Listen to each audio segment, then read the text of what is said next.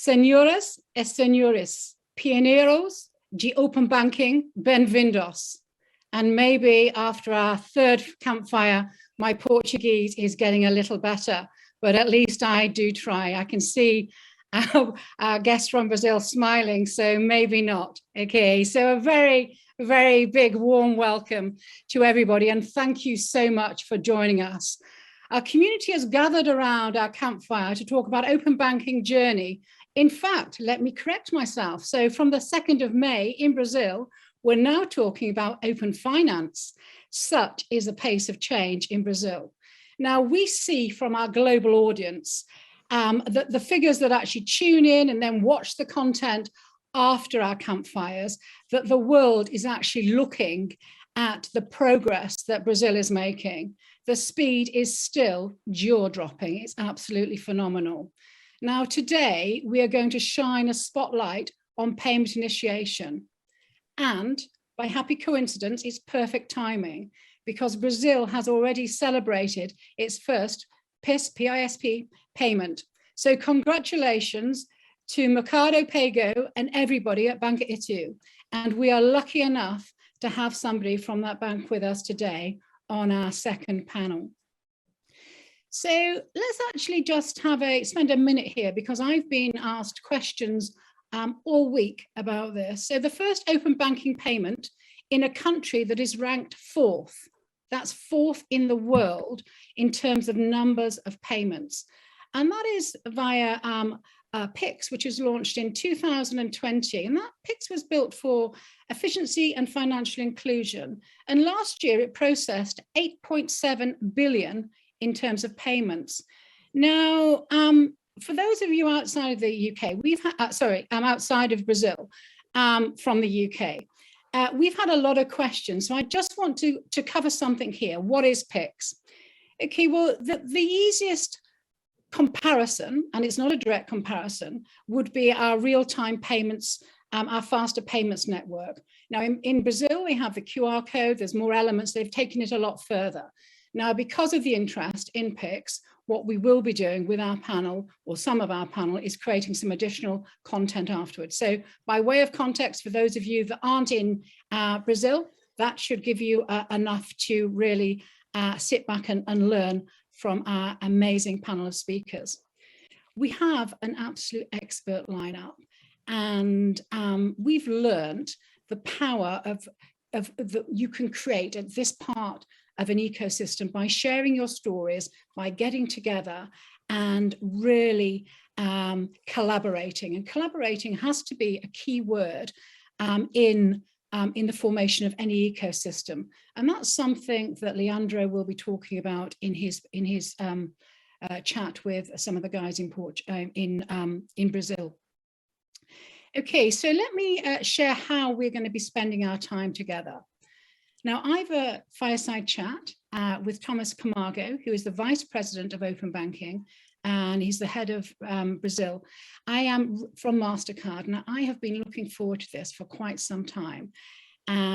He's got a huge amount of insight to share from around the world.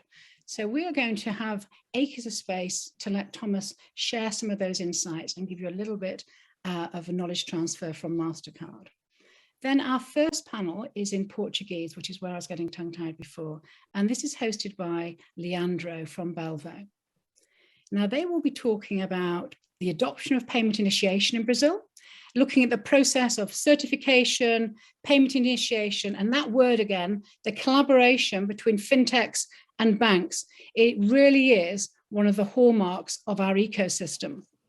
Now, I would, and he doesn't know I'm about to say this, but I would like to give Leandro a little bit of a shout out, because by way of our backstory, before we launched our Familia in Brazil, I met Leandro. It was in lockdown, and he was on holiday in the gorgeous, absolutely stunning Amazon rainforest.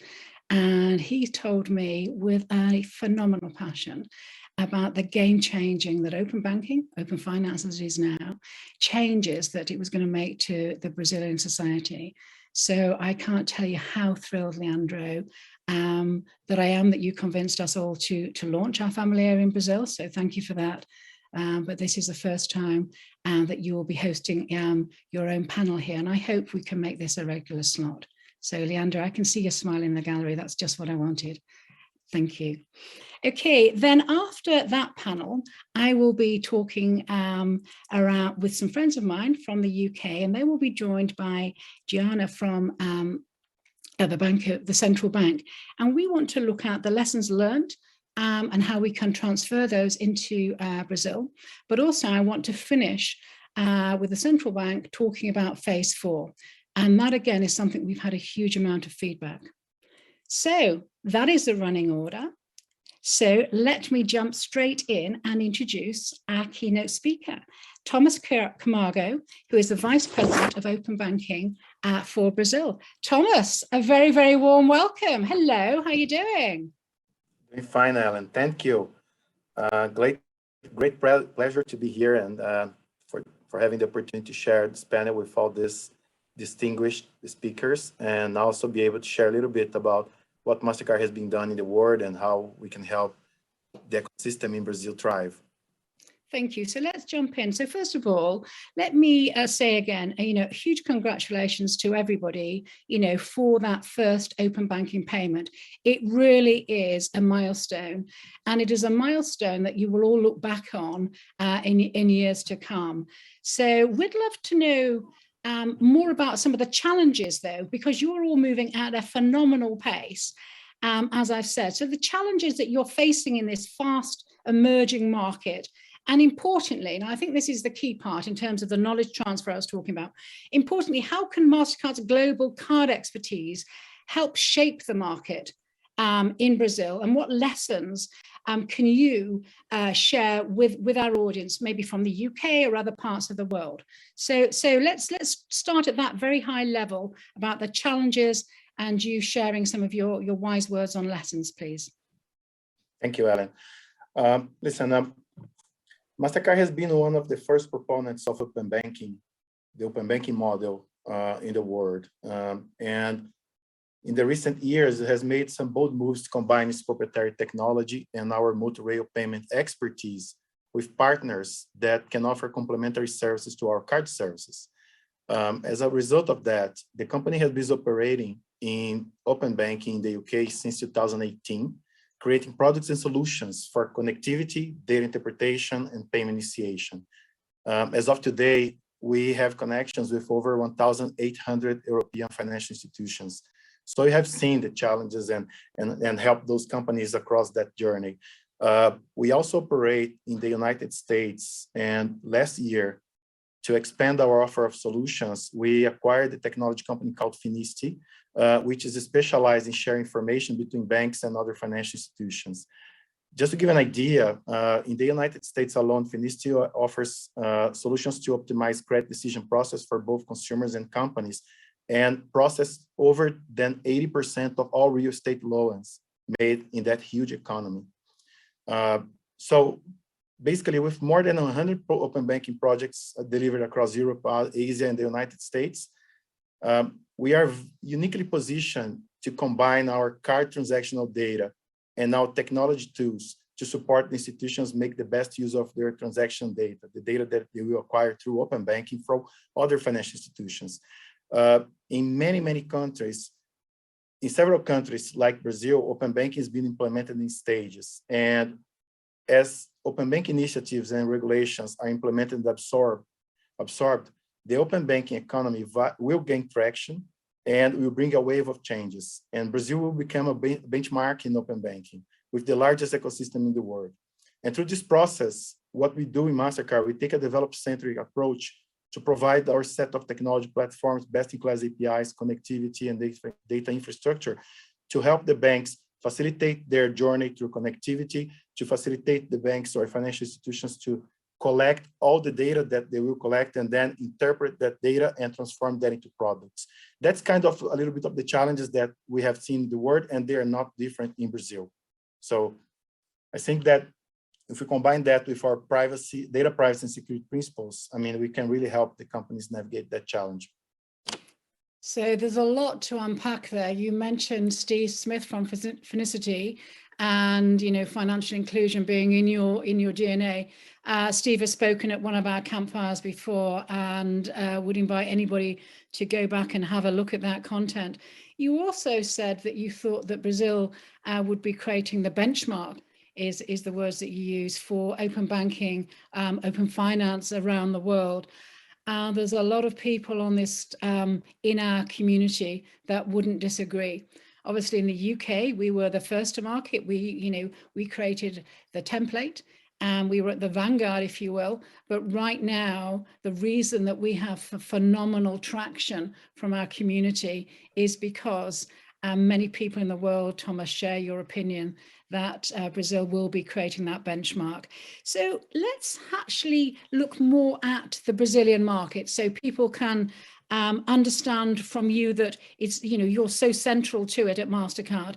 Let's have a look at the overview of size. Okay, we know that the numbers are an order of magnitude far more than we have in the UK, and the potential, the real potential for this emerging ecosystem. And we'd love to learn if you have any stats that you can share, just so we can get some context and perspective. Sure, Ellen. As you said, this is a very large economy and a very sophisticated financial system. And the Brazilian Central Bank supervises over 1,000 financial institutions, and they operate in a wealth of segments and functions. With them, full-fledged banking operations offering DDA accounts to consumers and corporations, credit, debit, and prepaid cards, bill payments, credit, or investment solutions. There is also a high degree of specialization in Brazil with banking as a service type of players that are targeting with solutions such as credit initiation, lending, and many others, consumer financing, auto loans, and so on. And the Brazilian financial industry is recognized as one of the most advanced worldwide, and historically has been a pioneer in a range of fronts. So the central bank and the national financial system, we use that term, and have been global pioneers in some points, such as bank clearing in 1 or 2 days, bill slips, we call them boleto, and other things that our past inflationary environment of the 80s incentivized the whole industry to become more innovative in the pursuit of efficiency, to the system as a whole. If you take open banking now, we have over 800 institutions on record on the open banking directory alone. We have, this is statistics that we got last month. So we have 38 of them already exchanging data. We have over 3 million unique users, and we had roughly 300 million API calls. To give a comparison, in February alone, the UK had 800 million API calls. So you take that, how that curve is growing in Brazil, right? Mm. The opportunity for growth and the space for innovation is tremendous. This astonishing space is not free of challenges to participate in institutions. So especially for the ones that have not yet entered the ecosystem. So building the connectivity to expose their APIs and to consume data, then all that raw data from a multitude of institutions and products, and then transforming that in valuable inputs for offering products and solutions to consumers is not a small feat, right? I was saying in the previous question about our solutions for infrastructure, our global scale, and our track record servicing thousands of financial institutions across the globe.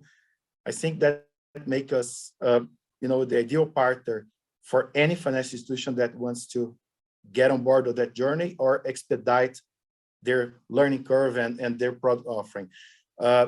If you add to that our elevated standards in data privacy security, things that are very keen to our heart as a company, then one can realize how much Mastercard Open Banking Solutions can help the Brazilian financial industry to participate and thrive in this amazing opportunity. Thank you. I would actually like to reshare some of those stats on our social channels and in our newsletter, because it's the scale of what is happening in Brazil that we always get a huge amount of questions around. So we've looked at the market and that sort of high level picture of the market, some of the challenges and the opportunities. Let's actually drop down a little and talk about the man on the street, or the man or the woman on the street. What are the benefits of Mastercard being involved, in open banking. We've already talked about, financial inclusion being in Mastercard's DNA, and I know that for a fact. I sit on a DNA and financial inclusion and digital inclusion policy committee in the UK that feeds directly into the FCA. So I know this isn't rhetoric. It's something very, very key to what Mastercard do globally. So let's look at what is the difference that Mastercard can help make in the marketplace to shape real people's lives. We looked, Leandro said, come to Brazil. Open banking is really going to shape people's lives, have a positive impact.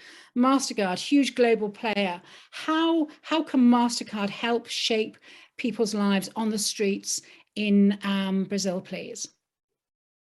Yeah, listen, if you look today's technology-driven connected economy, every interaction between an end user and their service providers produces a wealth of data.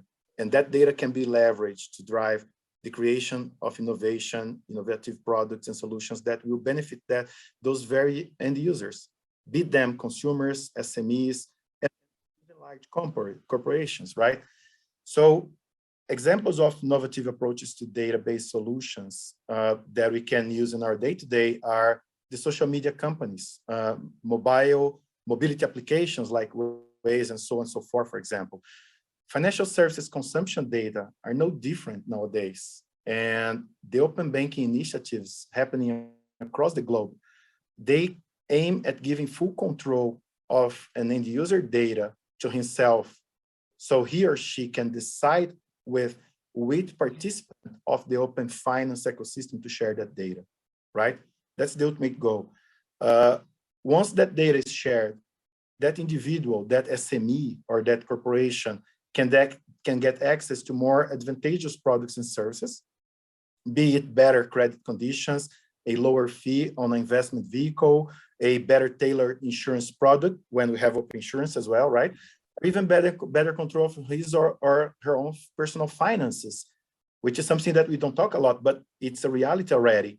And this is a strong driver for financial inclusion, because once a entity, a person, a consumer gives consent to their data sharing, which is something that I'm incentivizing everybody that I know to do, that will be the engine that will propel their access to financial inclusion by having solutions that are better tailored to their needs. But in the end of the day, it will mean more financial inclusion, right? If you have more control of your finance, if you understand better the process that you have products that are more accessible.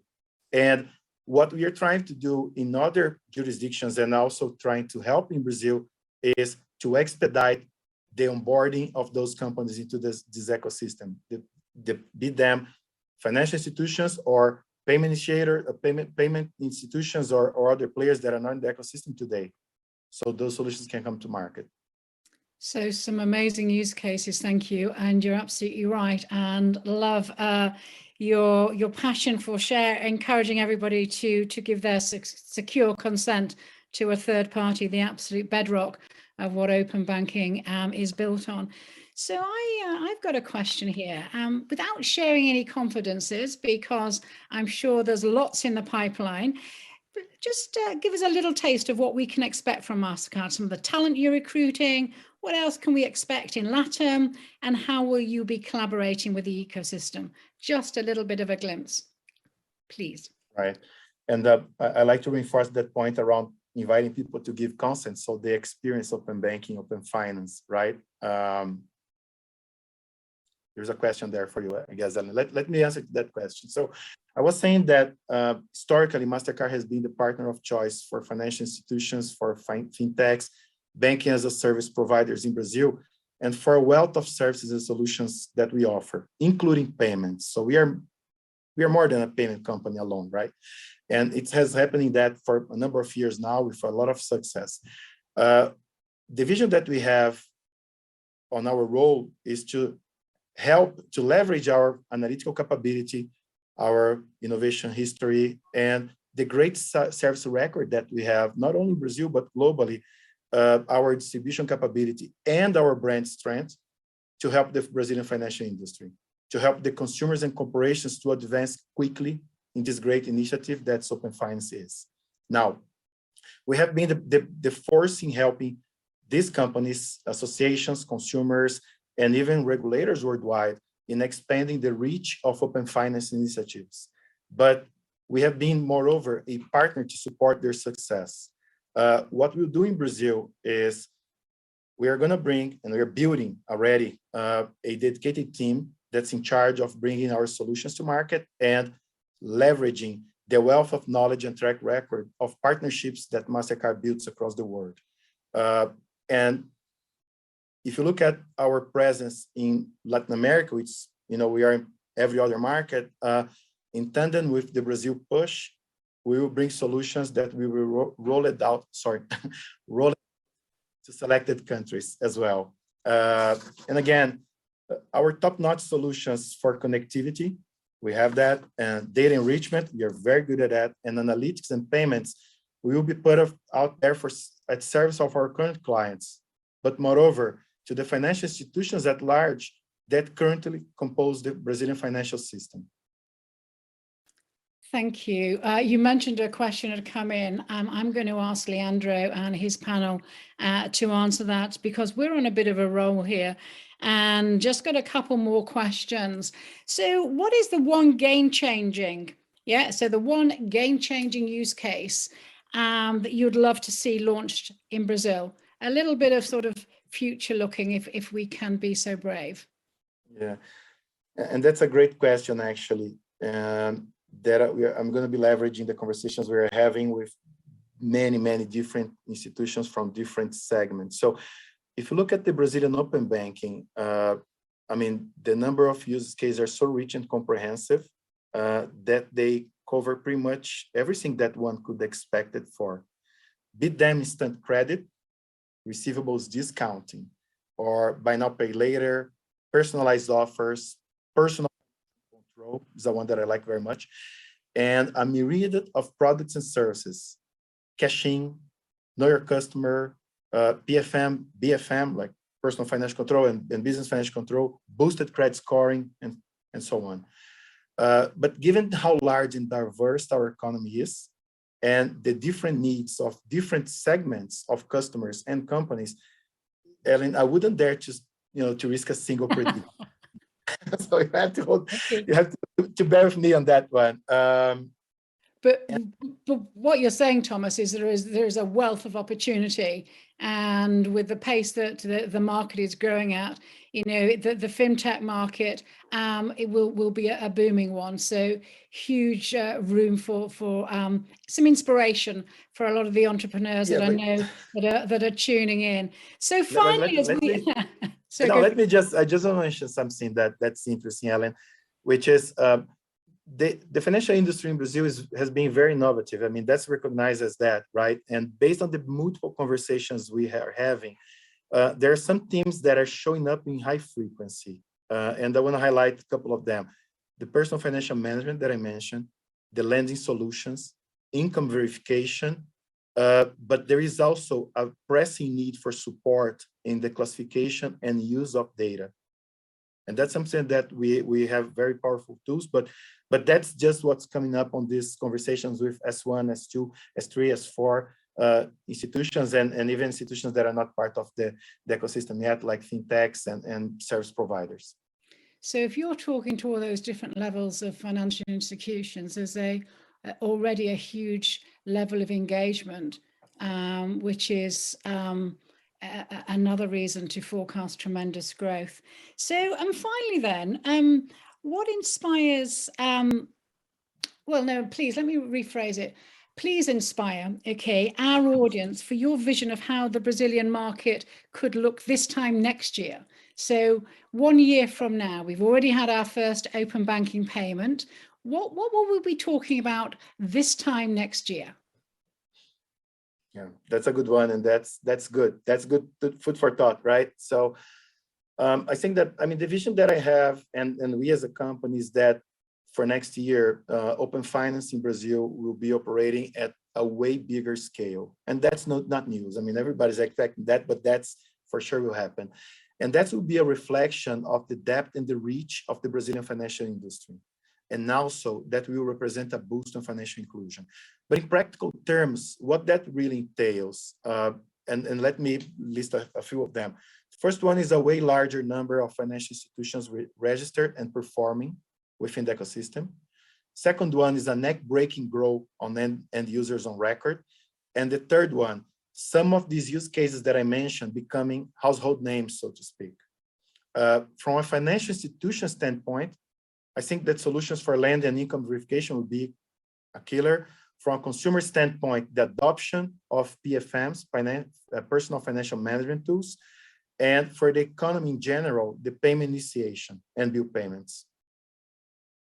Okay, I will. Let's have a look at that quote as it will be this time next year. And I think you might have. I think you might be on the money if I was a betting girl. Do you know, Thomas, I could talk for you for a lot longer. And I said it in our sort of pre-meet in the green room, and that I wanted everybody to have acres of space. And this session will run over time unusually. I would just like you I'd just like to say thank you for being so very generous with A, your knowledge, and B, your insight. And I know from the feedback that I'm already getting on WhatsApp that everybody would love to see you back again. I would for sure. So Thomas, thank you very much. Thank you. My pleasure, Ellen. Thank you for the opportunity. The pleasure's all mine. Thank you. Leandro, how long have I waited to say these words? Leandro, hello, and how are you doing? Hello, Ellen. We're finding you. I am thrilled, absolutely thrilled, to switch the pace now to speak in your native Portuguese and to introduce your panel and go and inspire our audience around payment initiation, and go for it. The mic is yours. Thank you very much, Leandro. Thank you very much, Ellen. Thank you, Thomas. Great insights, by the way. Olá a todos. Enfim, vou mudar a língua para português. Muito prazer, meu nome é Leandro Pupinóbrega, atuo como líder de operações na Belvo e tenho imenso prazer de ser convidado aqui pela Open Bank Excellence para moderar esse painel de um tema muito importante e que está em alta no Brasil, que é relacionado à iniciação de pagamentos. E, bom, estamos aqui com 3 incríveis palestrantes. Não poderia ser melhor, as melhores pessoas para poder explorar esse tópico.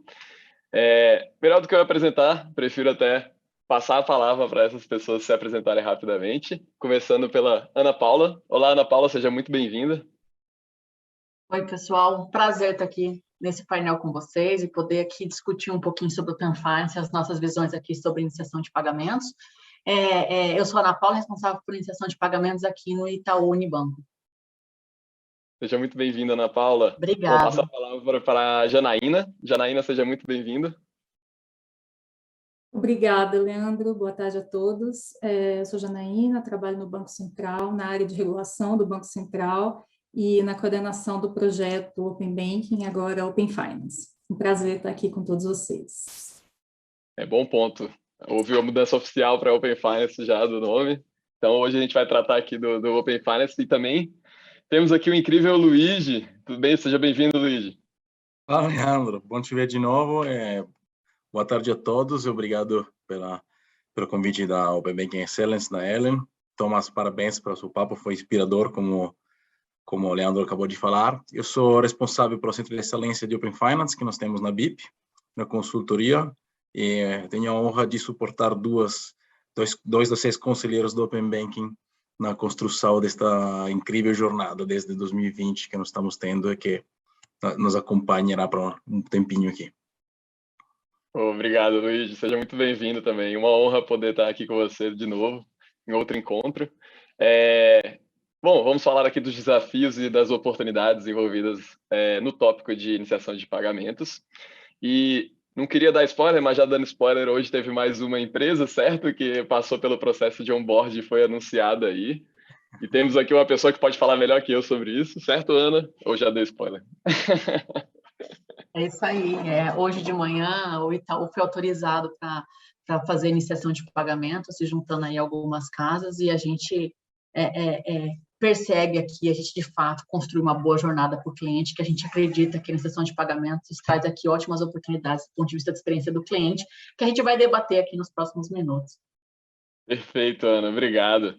E agora, né, a gente tem aí 4 empresas que passaram por esse processo de onboard, só por curiosidade, mas antes acho que vale a pena a gente dar um passo para trás e trazer uma contextualização aí sobre o Open Banking e também como a iniciação de pagamentos está relacionada com a agenda do Pix. E nada melhor que para falar sobre isso, Janaína, passo a palavra a você, por favor. Claro, vamos lá. Eu acho que é importante essa contextualização, principalmente para a nossa audiência também de outros países, né? Então, vou tentar ser breve para não roubar o espaço aqui dos nossos outros colegas de painel. Mas, como vocês sabem, o processo de implementação do Open Banking aqui no Brasil, apesar de muito recente, e conforme nossos colegas já mencionaram, ele já tem apresentado resultados bastante concretos e expressivos, né? Especialmente se a gente for pensar em sua amplitude de escopo, quantidade de participantes e também, óbvio, na complexidade resultante disso. Para ilustrar essa nossa percepção, é interessante mencionar que a gente já registrou mais de 350 milhões de chamadas de API nas últimas 4 semanas. Esse é um número que tem mostrado um crescimento constante a cada mês. Além disso, a gente já registrou também mais de 4 milhões de consentimentos ativos, né, de compartilhamento de dados de clientes, que também é bastante significativo, inclusive se a gente comparar com números de países referência no tema, né. Bom, aqui no Brasil, como já foi comentado rapidamente, o Open Banking ele foi dividido, a sua implementação foi dividida em 4 fases. A fase 1 foi a implementação do compartilhamento de dados abertos de produtos e de serviços bancários mais tradicionais, né, como dados de conta, de cartão de crédito, de operação de crédito. A fase 2 foi a de dados de clientes em relação a esses mesmos produtos e serviços. Nosso foco aqui é falar um pouquinho mais, em mais detalhes, sobre a fase 3, que é marcada pela iniciação de pagamentos, começando pelo Pix, e no futuro próximo evoluindo também para outros instrumentos de pagamento. Aqui no Brasil todo mundo conhece o Pix, mas também para a nossa audiência de outros países é importante explicar que o Pix é um meio de pagamento instantâneo que foi criado pelo Banco Central em novembro de 2018, desculpa, novembro de 2020, eu estou envelhecendo o nosso Pix. Ele foi lançado em pouquíssimo tempo, se popularizou, alcançou sucesso absoluto no país, superando assim, de longe números de outros tipos de meios de pagamento utilizados para fazer transferências até então, abocanhou também uma parcela significativa da utilização de dinheiro em espécie, também de cartão de débito. Os números do Pix são gigantescos. A média de Pix por mês hoje ultrapassa mais de 1 bi de transações, então, de fato, o Pix é um sucesso absoluto no Brasil. Com a iniciação de pagamentos, a gente tem, então, a junção de 2 projetos estratégicos e bastante importantes do Banco Central, que é o Open Finance com o Pix, né? A nossa expectativa é que os resultados dessa junção tragam benefícios bem significativos, especialmente para os usuários recebedores, lojistas, comércios, seus clientes, até porque a iniciação, ela explora um segmento de utilização do Pix com potencial de crescimento ainda bastante relevante, que é, por exemplo, o e-commerce, né? As melhorias de usabilidade de pagar com Pix via iniciador são um diferencial interessante para essa experiência nesse ambiente. Agora, falando um pouquinho sobre o status de implementação da iniciação de pagamentos, a gente ainda está hoje no período inicial, né, com algumas instituições, como o Leandro mencionou, instituições bem relevantes, já com o processo finalizado. Hoje nós temos 4 instituições que já concluíram todas as etapas formais do processo de homologação e estão prontas para lançar o serviço para toda a sua base de clientes, né, estão aptas a operar, e já tem algumas com produtos já lançados ao público mais amplo, outras em vias de lançar esses produtos. A gente tem mais outras instituições com esse processo de homologação em andamento, cerca de 10 já estão mais próximas de concluir esse processo. Temos outras ainda que vêm nos informar sempre que tem interesse de avançar na homologação desse serviço logo em breve, né? Então, a gente entende que esse é um mercado bastante promissor e que vai crescer muito rápido. Esse processo de homologação, ele não é um processo trivial, né, porque o Banco Central, ele obviamente preza muito pela segurança do processo de pagamento, né? Então, a segurança na iniciação é um valor muito caro para o Banco Central. Então, tanto o Banco Central quanto a estrutura de governança do Open Finance tiveram uma preocupação grande de desenvolver um processo de homologação bastante robusto. Esse processo ele contempla etapas de testes no âmbito do PIX, testes e certificações no âmbito do Open Finance e ainda testes em produção, né? Ou seja, tudo isso para garantir, então, segurança no nível adequado do serviço para os usuários finais.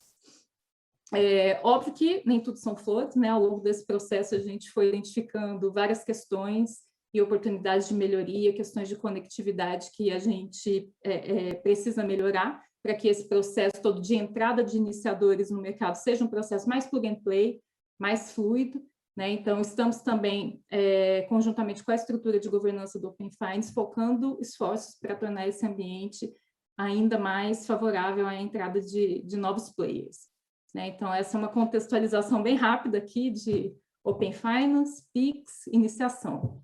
Aí, devolvo a bola agora para o Leandro. Obrigado, Janaína. Bom, nada melhor de ouvir de alguém que está aí ativamente no regulador trabalhando, dar esse contexto. Muito obrigado. E, bom, agora eu vou puxar aqui para as perguntas, tendo esse contexto em mãos, e pensei em fazer algo bem dinâmico, fazer um bate-bola aqui com a Ana e com o Luigi, sobre os desafios e oportunidades envolvidas dentro da iniciação de pagamentos. Então, aproveitando também esse update, essa atualização de hoje sobre a informação do Itaú, eu gostaria de conversar com você, Ana. E, Luigi, sinta-se à vontade para complementar quando ela terminar, claro, sobre essa pergunta. Ana, sobre a adoção de iniciação de pagamentos, eu queria saber de você, que inclusive acabou de participar e atuar ativamente do processo de onboarding, queria saber quais são as percepções das entidades participantes. Então, qual é a sua percepção dentro de uma entidade participante aí? A minha percepção como entidade participante é muito parecida com a que a Janaína compartilhou aqui conosco, né? Eu entendo que agora, no início, né, a gente vê um esforço bem significativo das instituições se colocarem de fato aqui a iniciação de pagamentos para funcionar, né? Seja do lado das detetoras, seja aqui do lado das iniciadoras, que foi o nosso caso do anúncio aí hoje, né? E que a gente também tem um esforço bastante significativo para garantir essa interoperabilidade, né, no ecossistema, para garantir e estabelecer a iniciação com um modo seguro e ágil para a gente transferir e pagar e conquistar com isso a confiança aqui dos clientes, né? E acredito também que acho que após esse estágio, né, esse estágio inicial, esse estágio de estabilização das plataformas aqui do Open Finance, a tendência é a gente ver aqui no Brasil um aumento expressivo aqui de iniciadores, trazendo aqui diferentes soluções, diferentes benefícios para atender aqui as necessidades dos nossos pagadores ou dos nossos recebedores. E acredito que a gente vai ter uma adoção aqui tanto de vista de instituição, quanto também do ponto de vista aqui de usuários dessas soluções, né? Perfeito, Ana. Luigi, gostaria de complementar alguma coisa da visão da BIP Brasil? Olha, acho que a Janaína, ela já falaram muito bem, completamente. Querendo adicionar algumas coisas, eu falaria que, pensando na visão detentor, que é uma visão um pouquinho oposta do iniciador,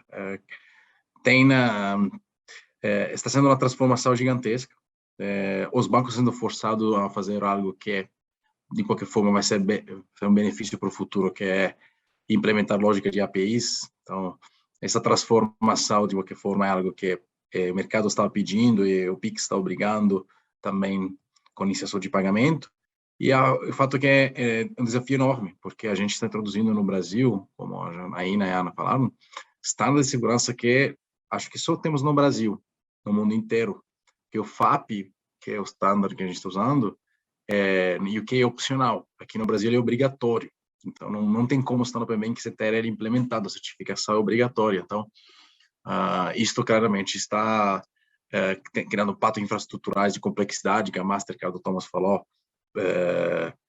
requer bastante uso de tecnologia. Perfeito, obrigado, Luigi. Bom, bacana que a gente pegando o contexto, como a Janaína bem falou, a gente está conversando aqui da terceira fase do Open Bank relacionada à iniciação de pagamentos. Acho que uma coisa motivadora que eu vejo aqui, ouvindo vocês, é o encontro do regulador com a exigência dos clientes e do mercado, em ter uma experiência com menor fricção, né? E relacionada a pagamentos. Luiz, aproveitando a bola aí, queria fazer a segunda pergunta para você. Se você enxerga todo esse processo do Open Finance, se os participantes olham isso como algo obrigatório ou como um investimento mesmo para o seu negócio, para o futuro e etc. Qual a sua visão?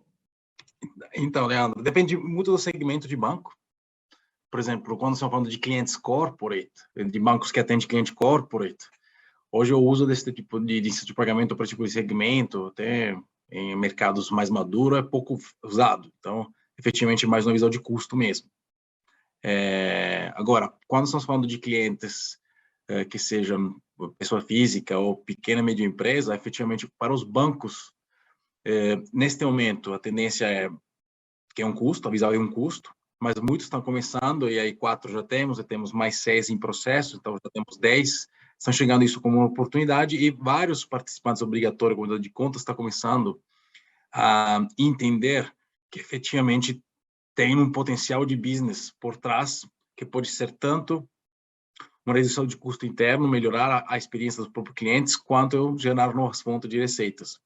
Então, a resposta é sim, mas não neste momento imediato, e espero que, como estamos falando, daqui a um ano a gente se sente que enxergue muito mais avanço do que nós estamos vendo hoje. Leandro, posso complementar aqui? Por favor. No nosso ponto de vista aqui, acho que é claramente um investimento para o futuro, tá? Como a gente vê, assim, a gente vê com os consumidores brasileiros e de todo mundo, né? Acho que eles buscam simplicidade na hora de realizar suas operações bancárias, né? E a gente aqui do Itaú acredita de fato que a iniciação de pagamentos é um novo elemento neste processo de melhoria da experiência digital. Dado isso, a gente vai investir e a gente vai buscar aqui a melhor experiência para os nossos clientes, tanto pessoas físicas quanto aqui empresas, né? E aí, trazendo um pouquinho mais de exemplos, assim, para poder tangibilizar o porquê que a gente vê dessa maneira, né? Eu acho que em breve aqui, com a iniciação de pagamentos, por exemplo, os nossos clientes aqui vão poder utilizar saldo de contas de instituições financeiras diretamente a partir dos nossos canais, né? O aplicativo, o site, para realizar suas transferências bancárias. Então, esse é um exemplo de caso de uso, mas a gente vê algumas outras oportunidades também, né? Vou compartilhar aqui mais uns 2 casos, né? Então, e até o próprio, ali na abertura, né, foi comentado um pouco, né, o próprio Open Finance, ele permite que os clientes controlem a sua vida financeira a partir de um só lugar, né, a partir aqui dos agregadores financeiros, que foi, por exemplo, o BFM, o PFM, que foi citado aqui na abertura, né, e a gente acredita que a iniciação de pagamentos é um pilar importante nessa estratégia, porque ela permite que o cliente movimente seus recursos a partir dali. E aí que, de fato, isso seja uma gestão financeira eficiente, né? Uma outra, por exemplo, que a Janaína também comentou, é a questão da iniciação de pagamentos poder abrir a possibilidade da gente simplificar o pagamento aqui em compras virtuais, né? Seja em sites ou seja no aplicativo de loja online, né? Então, nesse caso aqui, o cliente ele escolhe o produto, aqui ele vai para o seu checkout e, nesse momento, ele é direcionado aqui para o canal do seu banco para concluir essa transação de pagamento com uma jornada bastante mais simples, com menos fricção do que o que ele tem hoje como oferta, né? Então, aqui é um ganha-ganha mesmo, né? Eu ganho o consumidor final, que tem uma experiência bastante melhor no seu momento de pagamento que ele tem hoje, e vai ganhar também o lojista, porque vai ter aqui melhores conversões, crescimentos das suas vendas. Então, a gente, de fato, aqui entende que a iniciação de pagamentos ela é uma ferramenta que pode resolver aqui uma série de dores e necessidades dos nossos clientes e, portanto, a gente vai aqui investir e tem tratado isso como um investimento para o futuro.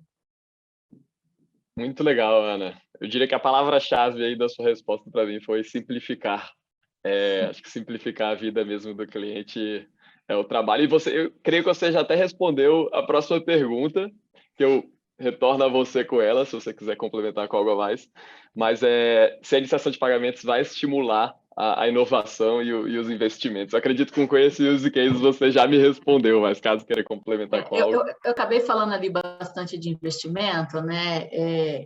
E o próprio aqui o aumento da inovação da concorrência também foi um dos objetivos do Open Finance, né? Mas a iniciação, assim, aquilo que eu comentei ali anteriormente, né? Ela resolve uma série de dores dos clientes quer dizer, ela possibilita resolver uma série de dores dos nossos clientes. E com isso, vai abrir portas aqui para surgimento de uma série de soluções criativas, tanto no mundo digital quanto no físico, para resolvê-las, né? Então, eu acredito sim que vai ter inovação. E com relação ao investimento, acho que onde houver melhoria de experiência para o cliente, vai haver investimento, né? Até a gente trata dessa forma, aqui a gente até comenta assim, se é bom para o cliente, é bom para o Itaú e a gente vai investir, né? Com relação à inovação, eu acho que até no próximo painel vocês vão falar um pouquinho aqui sobre o que aconteceu na Europa, o que o Brasil pode aprender com isso, mas se a gente fosse dar uma olhada para lá também, a gente veria aqui que tiveram uma série de startups que surgiram criando soluções em cima do ecossistema do Open Finance, né? A gente não imagina que aqui no Brasil vai ser diferente, seja do surgimento de empresas, seja do surgimento de soluções, seja do surgimento de features criativas aqui que possam, de fato, resolver aqui as dores e as necessidades do nosso cliente. Acho que a gente vai ver muita inovação por aí, sim, Leandro. Bacana, respondeu muito bem. Inclusive, estou ansioso para o próximo painel para a gente fazer esse paralelo. Luigi. Olha, eu concordo 100% com o que ela está falando. Eu acho que a iniciação de pagamento ela vai mudar muito.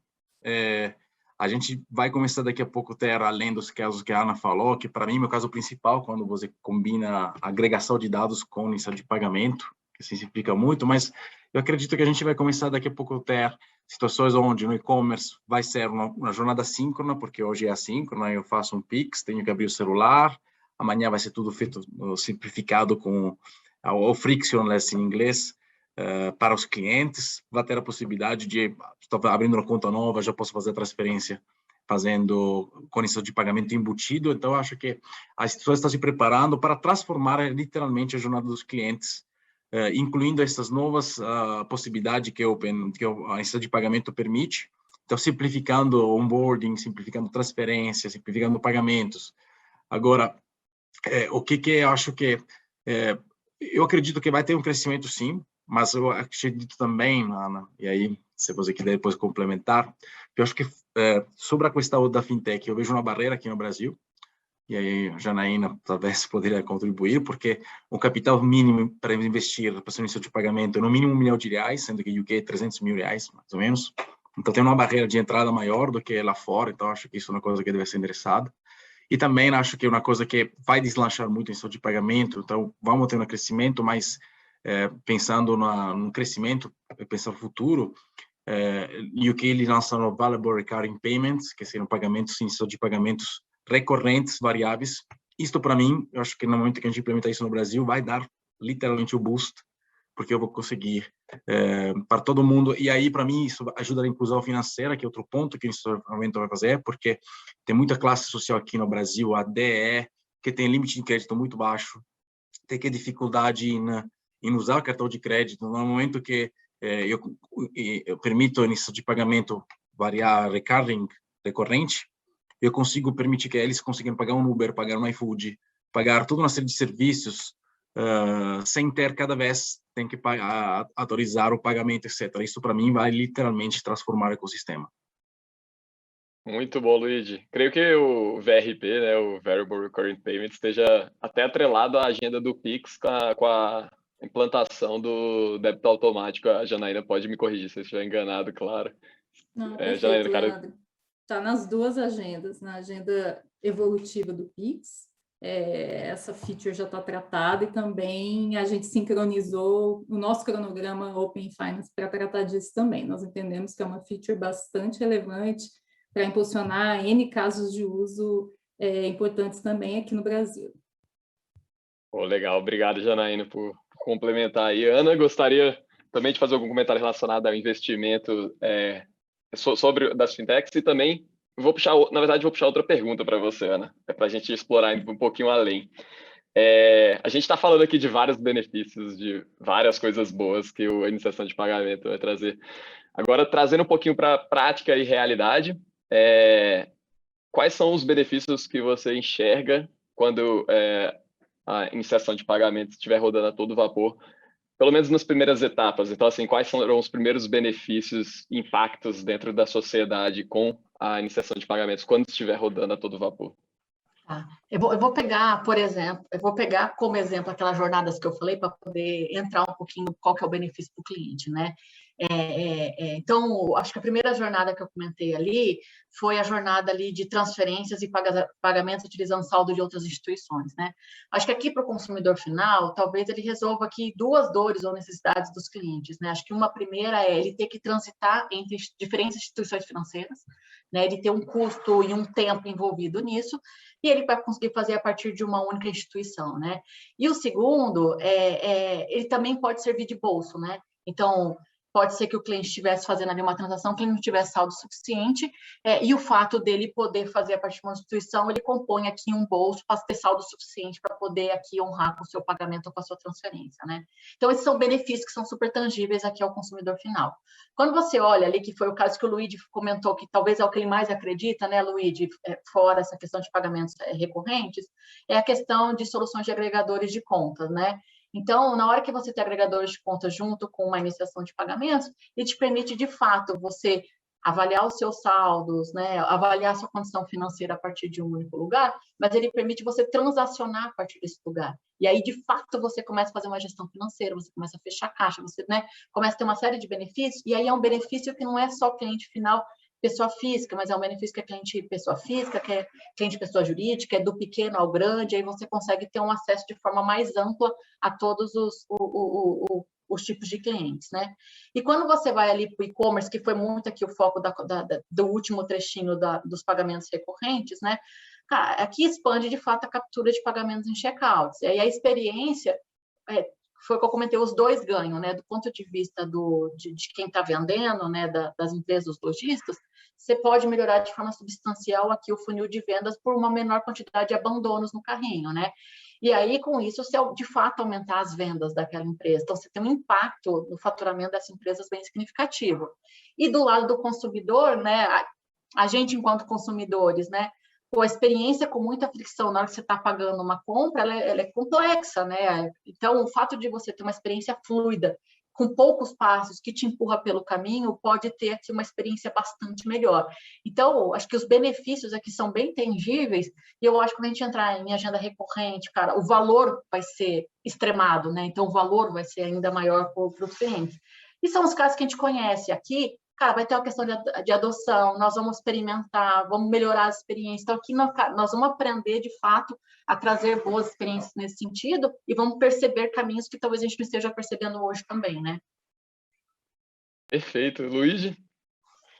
Olha, uma coisa que eu falo sempre para nossos clientes, né, além de melhorar internamente, pensando na visão detentora, até a possibilidade de você começar a vender esses serviços para todos não financeiros, então o retail, tipo e-commerce em geral, então começar a plugar um botãozinho, paga com Pix ou via Open Banking. Então isso pode já ser uma fonte de receita ou uma estratégia de, vamos dizer, retenção de clientes, principalmente quando estamos falando de cliente grande, corporate, para pensar no um Leroy Merlin, na Magazine Luiza, um Decathlon, etc, etc. Agora, indo além, eu enxergo que uma grande novidade, um grande benefício vai também estar em todos os processos que hoje os bancos têm assíncronos, tá? E aí, neste caso, quando é assíncrono, o cliente ele tem uma jornada que ela tem atritos, porque eu tenho que sair de um ambiente para entrar no ambiente do banco para fazer o pagamento. Tudo isso, Open Banking, o pagamento instantâneo, junto com isso de pagamento de Open Banking, vai reduzir.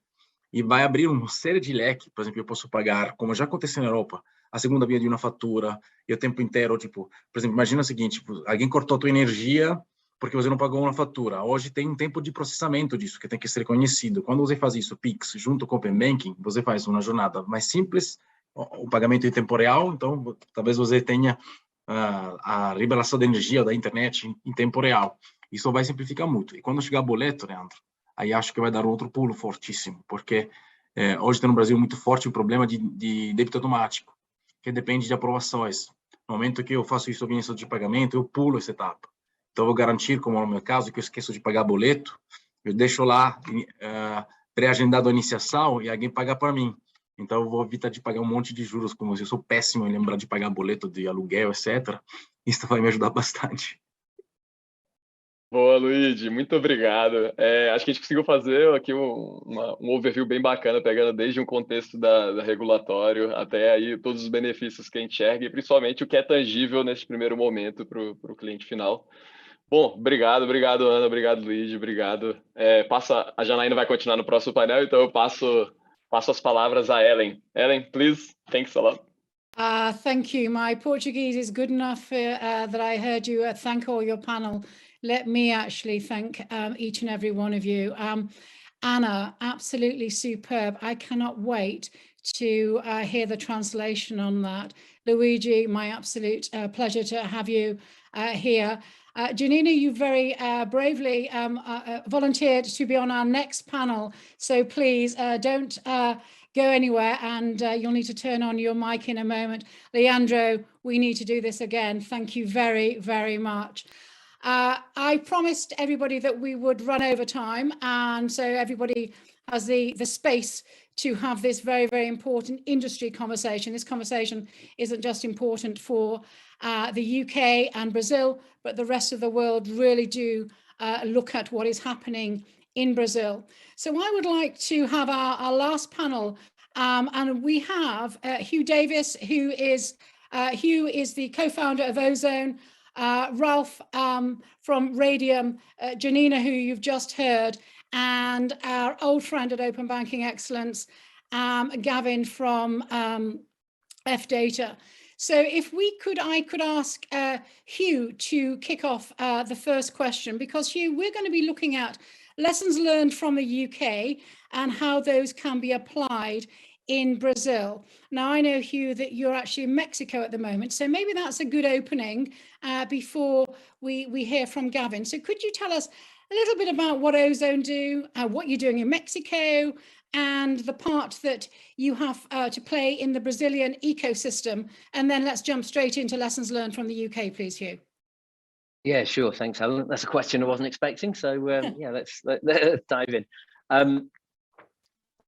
Yeah, Ozone, we're a technology platform that help banks and financial institutions implement their open banking APIs, and we're currently powering the open banking channels for many banks around the world in a number of different regions. And Brazil's really important for us, and we're working with quite a number of the banks to help them deliver their open banking APIs and getting ready for the future open finance phases. And yeah, I'm in Mexico because the same thing's going to be happening here and right across Latin America. There's this shift towards open finance is global. It is inevitable. So again, we're just getting ready for the market to start moving. So you were instrumental in shaping, as was Gavin and Ralph. But let's just focus on what the part that you had to play in the UK, and what would be those key lessons that you learned and that you would like to share with our Brazilian audience, please. Yeah, so I spent a bit of time leading the development of the open banking ecosystem in the UK. So really trying to drive the adoption and usage. And given today we're talking very much about payments, it's probably worth just reflecting where we got up to, but what is still to come.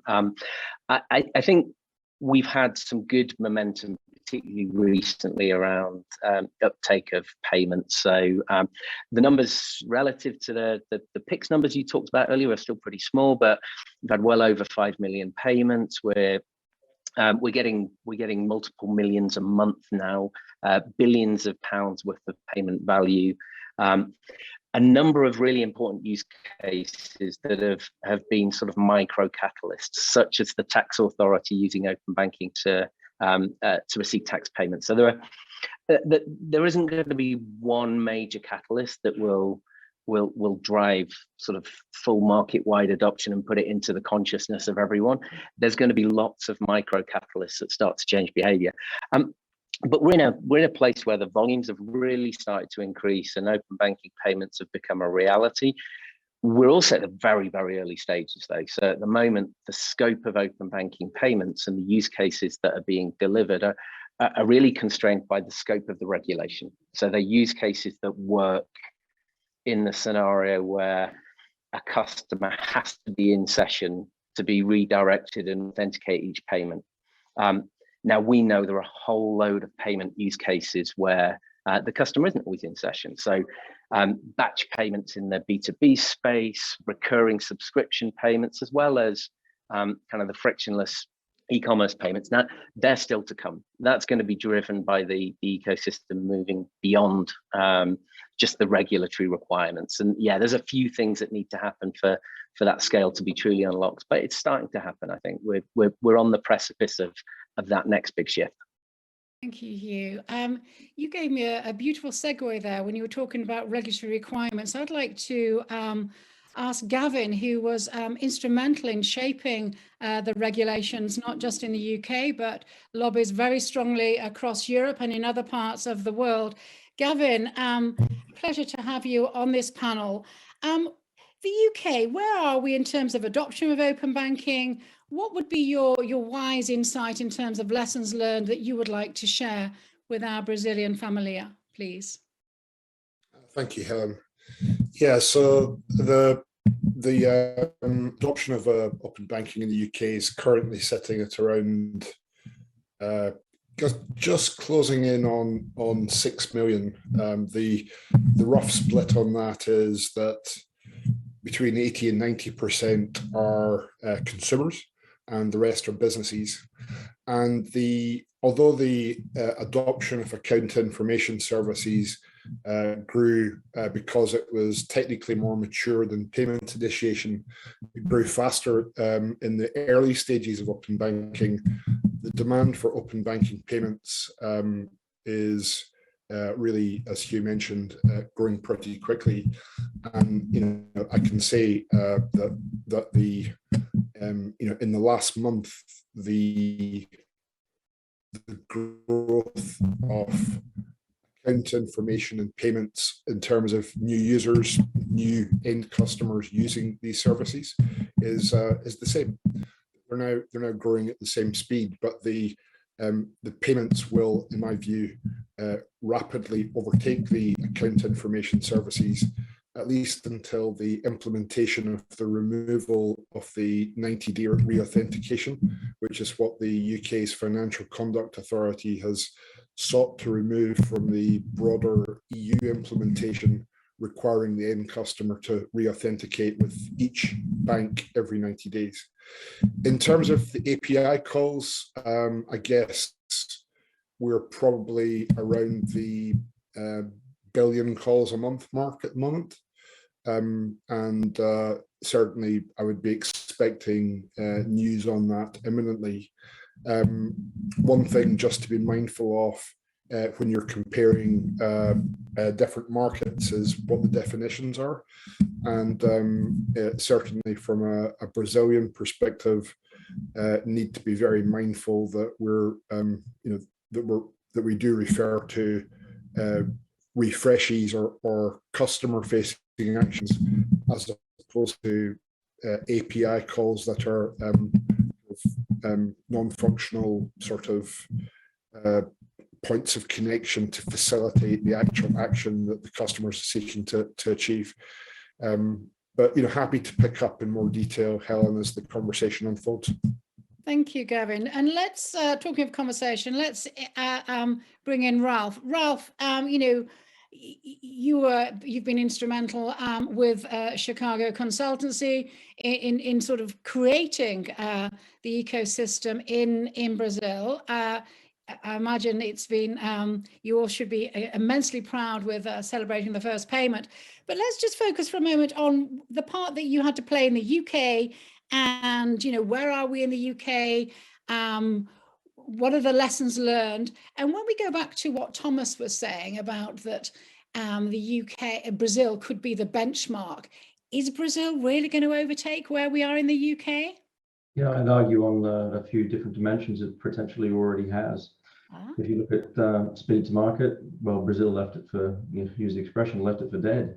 Adoption, engagement, regulator backing, support for, creating and kickstarting their new digital evolution, expansion into open finance, the conversations regarding open health. I mean, you really can't compare the velocity or the pace of change that Brazil has had, and a lot of that, as you say, has been built on the lessons learned, not just in the UK, but also in other markets that have delivered open banking to better or worse, or more or less successful and sort of degrees. But Brazil's really capitalized on the learnings from the UK and those other markets to deliver quickly, safely, and plug quite a few of the gaps that and fix quite a few of the mistakes that we made the first time round. When you're building the first platform in the UK and you're trying to design things with a blank sheet of paper, you make mistakes. And unfortunately, at national ecosystem levels, those mistakes can be quite hard to go back and rectify, particularly if they're well embedded or they're good enough for the the process or the ecosystem. For Brazil, having that chance to take stock, learn, and then implement quickly by cherry picking the best of what was available around the world puts them on a phenomenal footing, and that that phenomenal groundwork really means that they can accelerate in any dimension across any sector as fast as they want to go. I keep using the word phenomenal, and I often think I need a new word, but I think phenomenal just about sums up the pace that everybody's moving at in Brazil. So what you're saying is Thomas was right then, yeah? Let's not be too provocative and controversial, but let's actually just move the conversation on to what needs to happen then for the adoption to reach the next level. Hugh, do you have a view on this? Yes, if we're focusing on the UK and Please. How do we drive adoption to the next level, I agree with what Gavin was saying. Actually, I think fundamentally the thing that will really embed this in kind of day-to-day experiences will be payments really taking hold. That's started, as we said earlier, but I think a couple of things need to happen to really unlock all of the use cases that aren't currently well served. So those ones I mentioned where either the customer isn't present or you're trying to drive a frictionless but very secure experience. I think two things need to be in place. So one is the functionality. So banks exposing APIs with the right functionality to support these richer payment experiences. That things like variable recurring payments and the ability to support sort of delegated authentication journeys and batch payments and bulk payments and all of those sorts of things. The standards are there to enable that. It's really about kind of adopting and making those APIs accessible to all of the third parties that are looking to build these great payment experiences. So the first bit is the functionality. So that functionality gap needs to be filled. The second one, I think, will really be the driver of the first point as well. There need to be the right frameworks. So I mentioned earlier that at the moment, the market's really been driven by the scope of the regulation. Mm-hmm. What needs to happen at the next stage is this becomes more of a commercial marketplace that drives development and extension beyond that sort of regulatory start line. So if banks are exposing APIs with much richer functionality around areas like payments or identity, etc., that becomes a commercial marketplace. And if you've got the right frameworks, the right balanced incentives, so where it makes sense, banks may earn from exposing richer functionality, but you've got the right liability models and things like that. I think that's when the starting gun really fires. Now that's coming. I mean, we ran a hackathon last year to show the potential of VRP. There were some great use cases that were brought to life. Things like propositions to help kind of parents manage their in-gaming spend of their kids. I've been burnt by that myself in the past, but frictionless supplier invoicing, these sorts of things. So there's some amazing use cases that can get unlocked, but it's really going to get unlocked by moving beyond the regulatory scope and this becoming more of a commercial marketplace, so that the balanced incentives that encourage banks to deliver much better API functionality, and we're helping banks do that, and really create the marketplace that can scale. I think we're on the verge of this starting to happen with VRP. So you talked about whether we're moving from, or you're encouraging us in the UK to move from compliance regulatory driven framework to a more market driven. And over the course of our conversations, we've discussed the benefits of both. And I would love if Gavin's able to comment on that. Gavin, is there anything that you would like to say on that and to add to that? Because is it market, what do we really need for the adoption in the UK to reach that next level? So there's some, I think we started off with the 9 largest banks being required to do something. And then secondly, we had a situation emerge where the other institutions had been, to a certain extent, left behind. Regulators in the UK and across the globe are really not particularly skilled or competent in measuring technology. And I do think we do need to, as an industry, begin to provide the regulatory authorities with better tools to make sure that companies are, as it were, compliant with the minimum market requirements. And then above that, we need to begin aligning commercial incentives, and we need to begin the process of enabling functionalities beyond the kind of minimum requirements. So things like variable recurring payments will be critical. Things like moving some of the barriers and kind of aligning on standardized APIs, high quality customer experience guidelines, and really kind of facilitating that blend between market-led innovation and regulatory compulsion, which is quite an interesting balance to get. But I do think that that is where the perfect sort of solution will lie. So whilst you've got the mic, I'm interested just to take that a little further if we can. How does that translate to learnings that other markets, and in particular Brazil? And I know that FData are very active across Latin, but we're looking at Brazil at the moment. How can that translate to other learnings that the Brazilian market could really benefit from? Wise insight really, Gavin. Well, I do know the Brazilian market is now working on developing a dashboard, something that measures the qualities of open banking delivery.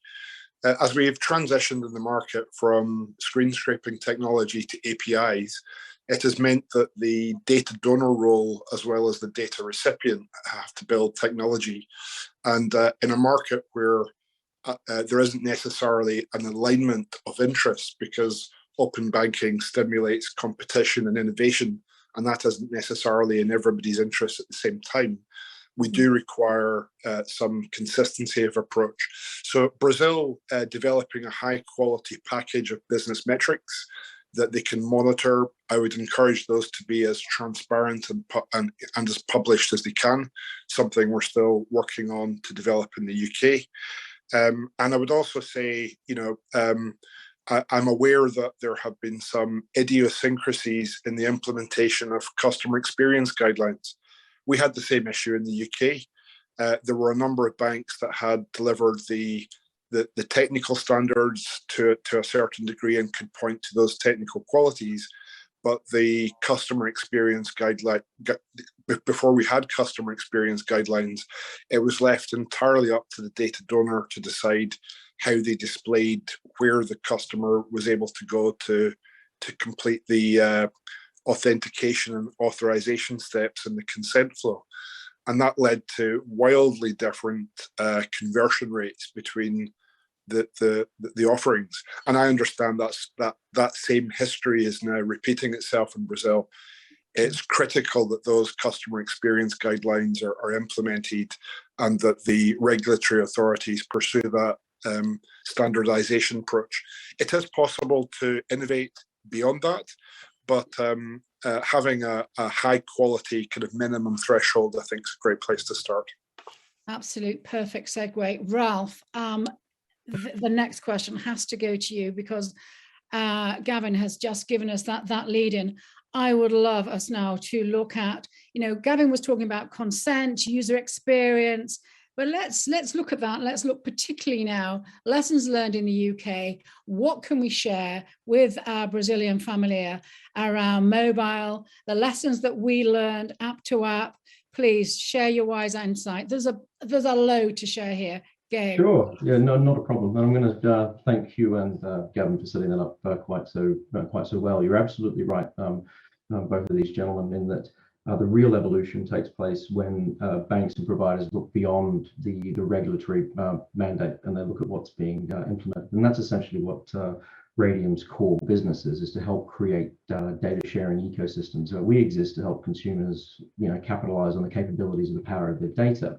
And operating around the world, we see the same sort of trends where we are called on to help usher in national programs, kickstart the evolution or revolution of digital economies.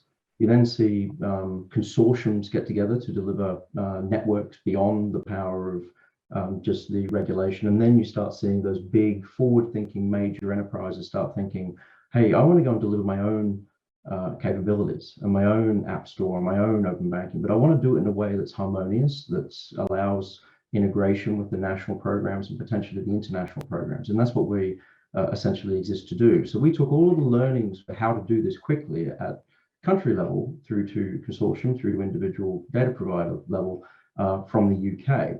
And those two areas where Gavin is calling out that there are potential challenges, it's the two areas that you see every jurisdiction and every marketplace need to go through.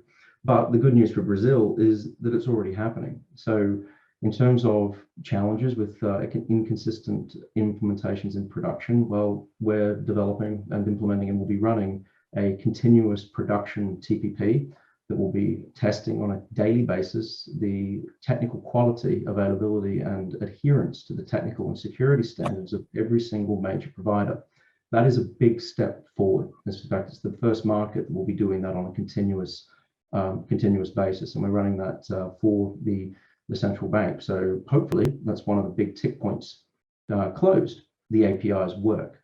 The second program is one that's a little bit more challenging and a little bit more nuanced, where you're talking about the customer experience guidelines. And there's two ways to tackle this. In the UK, you needed to shove. The banks weren't ready. The banks didn't have the digital infrastructure available to be able to offer slick customer digital experiences. And they weren't really interested necessarily in that being their primary driver at the time. You had challenger banks, Monzo and Starling rose up, and that was their reason for being. They wanted to offer those slick digital experiences. So the rest of the ecosystem and market needed to give it a bit of a kick. But that was 5 years ago. If you have a look at what's happening now today, and with the first open banking payment being performed, we didn't see screenshots of web interfaces. We didn't see clunky desktop-based user experiences. We saw Mercado Pago's digital app running on a phone integrated with Nubank, and then ITAL, who are now also a payment initiation service provider as of today, doing slick mobile app-to-app integrations that, whilst not 100% perfect, were light years ahead of the starting point for the UK. So in some markets, I agree, and for some participants, you're going to need a bit of a stick. But what you're seeing is that you may not need as big a stick or as much of the use of the stick from the regulator to drive through those digital experiences. Now, not everyone's going to want to go and deliver these slick propositions. That's just a fact. Some people will want to do the bare minimum compliance, and that is where the role of the regulator to make sure that those minimum digital offerings are available. There will be customers of certain banks that just get left behind. Ralph, I can see that Hugh, excuse me, is itching to say something. He's come off mute. Please, Hugh, dying to hear what you have to add. I mean, just building on what Ralph said, and we were talking earlier about kind of Brazil had a massive second mover advantage building on the learnings of the UK. And with sort of mandated standards and strong conformance regimes and all of these things, it has created, I think, a much better foundation for a highly performant ecosystem. I think the thing is as well, every other market's looking, and what we're seeing as we're working in a number of other markets around the world, as well as sort of the ecosystems getting ready. And I think two things are happening. So one is, the regulators are looking to how do we do it better than the last one? Not how do we do it better than the first one? How do we do it better than the last one? But to build on what Ralph was saying there, we're seeing a big shift in the attitudes of some of the banks. At the beginning, it was very much, I've got to tick a compliance box and sort of doing the minimum. And it was a bit of an emotional roller coaster for banks because, as Ralph was saying, this was This was difficult stuff. Lots of digital transformation was happening in the background. What we're seeing now, I mean, we're working with banks in a number of different markets. Some of the banks we're working with in the Middle East, their start point is we want to deliver APIs that give much, much richer functionality than the regulator will ask for, because we recognize this is key to us winning in the future financial services world. We want to expose rich capabilities through APIs so that they can get embedded in all of these different places where customers engage, effectively taking that sort of Google Maps model and making banking products pervasive by putting them behind amazing APIs. And we're seeing that in other markets, the attitudes of the most forward-thinking banks, they're getting there much, much quicker than we've seen in, say, the UK 5 years ago. And it'll be interesting as this continues to flow around the world, that race to be the best. Yeah, and I'll just come back on Hugh's point. Not only are you one of the interesting developments, I guess, is on the. Gavin, please, then Ralph. Right. Yeah. Just thinking about in regimes where you have market-led implementations as opposed to regulatory-led, we have seen some issues where if there's not a full customer data right or some method of protecting the third-party provider in the market, we've seen instances where they have been excluded. And we've also seen some kind of interesting evolving behavior from some of the data aggregators or technical service, depending on what you like to call them.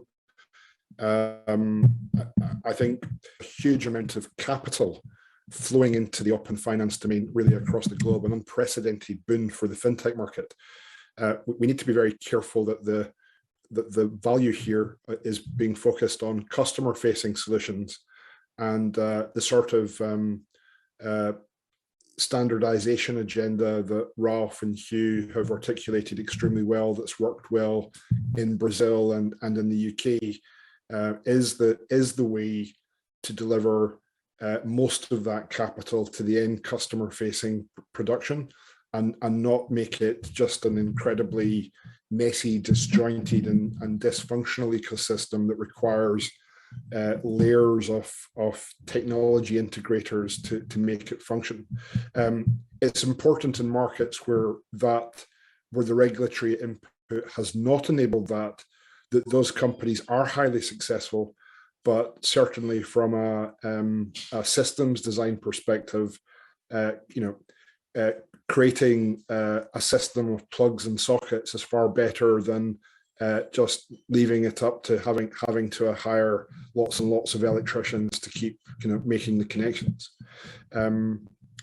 It's a philosophy, but really the way we can convince regulators to intervene around the world is by talking to them about better market-facing, customer-facing outcomes, and the role that standardization has in driving that forward. And the whole interoperability is a topic that close to both of our hearts. We'll talk about another day. Ralph, you wanted to say something. If you could jump in quickly to add what you were going to say, and then I want to move up on to our last question, and I really do want to hear from Janina.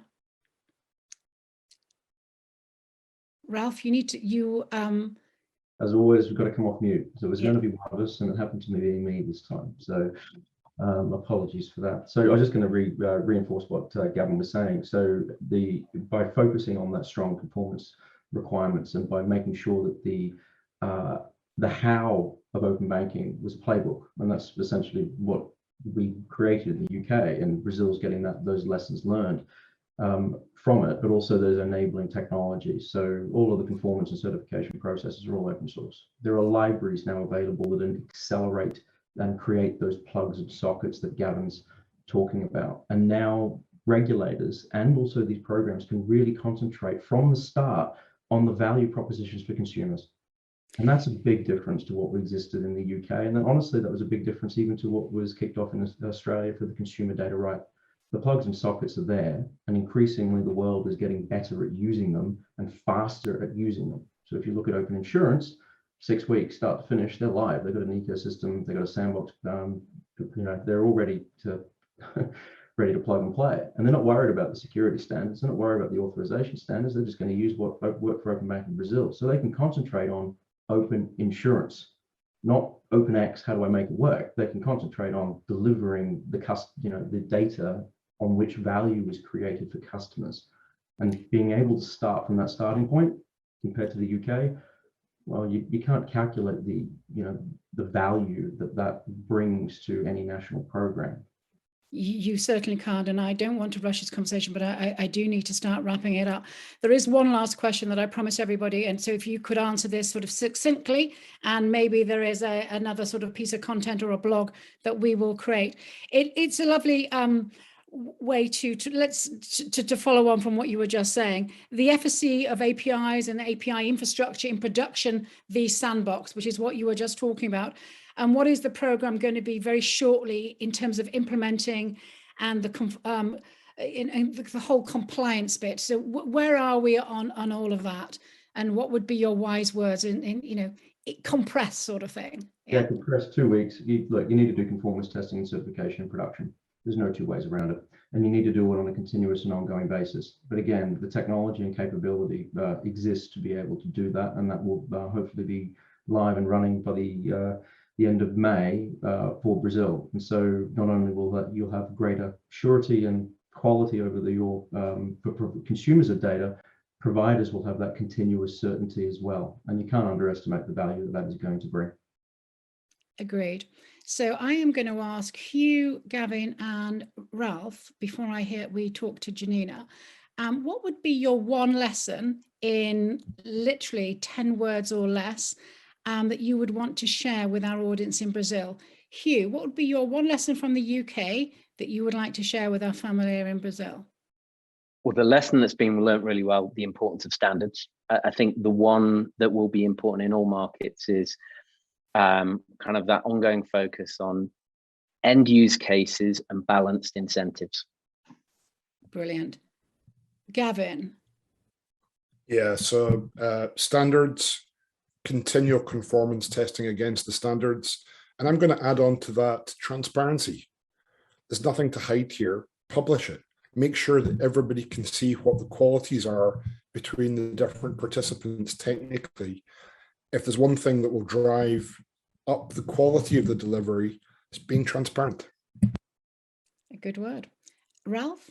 Yeah, continue doing what you're doing would be fundamentally my recommendation. I think you've started so well. There's no reason not to continue. You are the absolute exemplar, for the world, and you embraced and you recognize, and you should continue to recognize that this isn't going anywhere. This is the start of a revolution for Brazil's wider digital economy, and stay on the train. Exemplar, revolution, continue doing what you're doing. Janina, what a beautiful way for you to help me wrap up in terms of phase 4. Continue what you're doing. Let's hear more around phase 4. Thank you, guys. Well, first of all, thank you very much, colleagues from UK, for sharing with us such a huge learning. It has been really game-changing for us.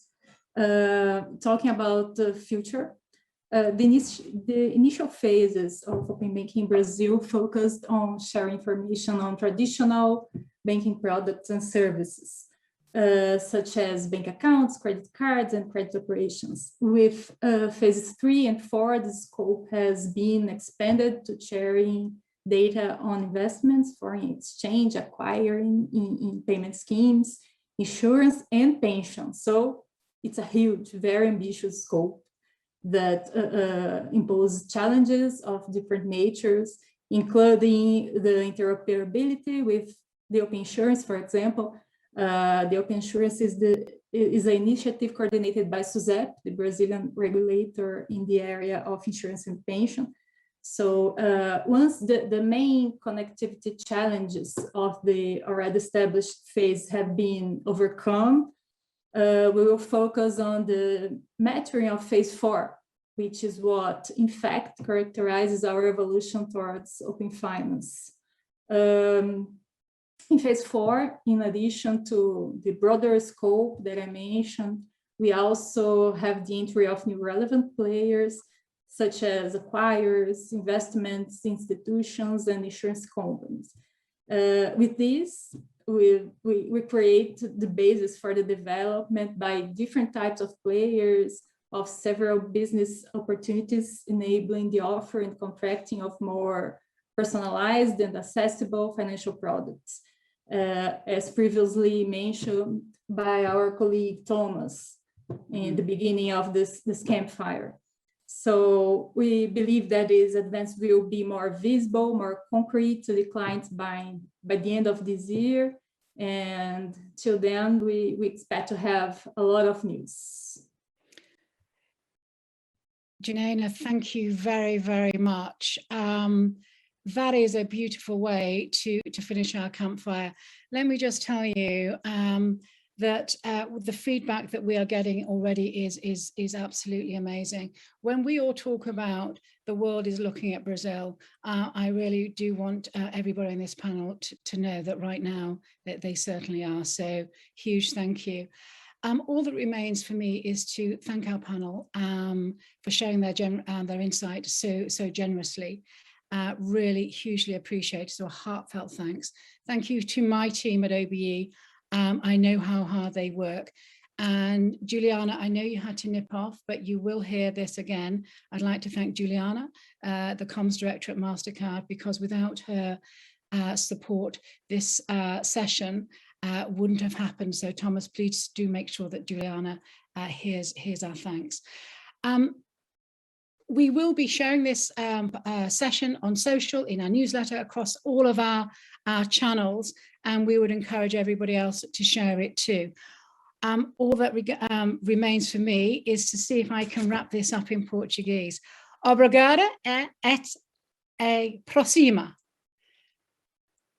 Thank you very much, and take care. See you very soon. Bye for now.